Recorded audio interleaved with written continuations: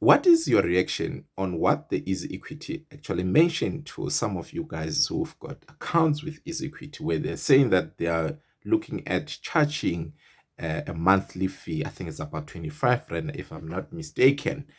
And it got me thinking about you who are into share trading and share investing. And I've seen in some of the posts in TikTok here on YouTube, people talking about them exiting and actually disposing some of the shares. Other people are saying, but you actually, some of you guys are not owning shares in entirely, you are owning fractions of those shares. Right.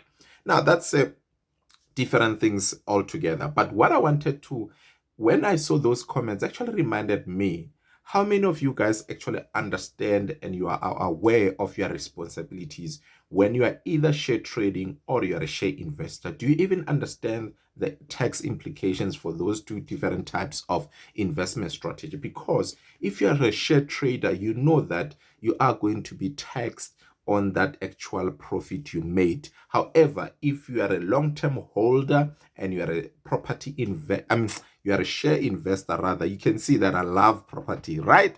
But then let's say you are a share investor with a long-term view and intention, then you will be taxed on the capital gain. And there's a slight difference because it has also difference in terms of tax implication. Now, let's give you a scenario. Here's a John. I like John.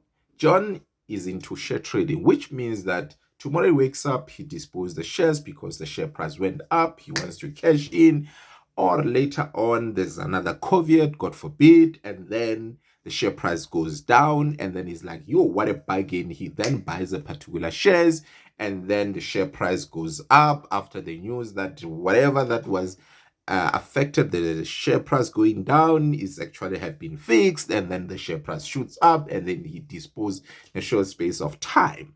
Now, such person will then be taxed on that profit that they make. So that profit will then apply an applicable marginal tax rate of John, right? If John is taxed at 40%, John will be taxed at 40% on that particular profit he made on disposable of those shares. Now, let's flip a coin and say, John is someone who says, listen, Chili Boy, I'm buying these shares. My intention is that when I retire in whatever 10 years time, 15 years time, I'm going to cash them out and then I'll leave off. John has what you call long-term view in terms of investing. The tax implication of that is that we're going to say by the time John actually disposes these shares, we're going to say to John and say, how much did you buy these shares for? John says, I bought these shares for 100 Rand. And say, how much are you selling these shares for? Then John says, Shilly Boy, I'm actually selling them for 500. Then we say 500 minus that particular 100 Rand that he bought. And we say, that's your capital gain, John.